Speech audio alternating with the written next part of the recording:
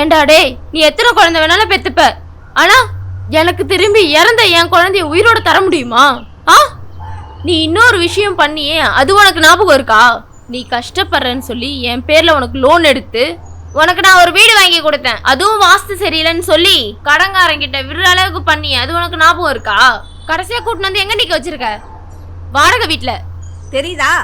இவ்வளவும் பண்ணிட்டு என் குழந்தையும் கொன்னுட்டு கடைசியில இப்படி நிக்கிறியடா படுபாவி. இவ்வளோ கஷ்டத்தையும் தாங்கி நான் உன்னை நம்பி தானே வாழறேன். உன்னை நம்பியே வாழ்ந்ததுக்கு எனக்கு நீ என்ன கொடுத்த? என் குழந்தைய கொண்டு இருக்கடா. சாரி தமிழ், நான் செஞ்சதெல்லாம் தப்பு தான், என்னை மன்னிச்சிரு தமிழ்.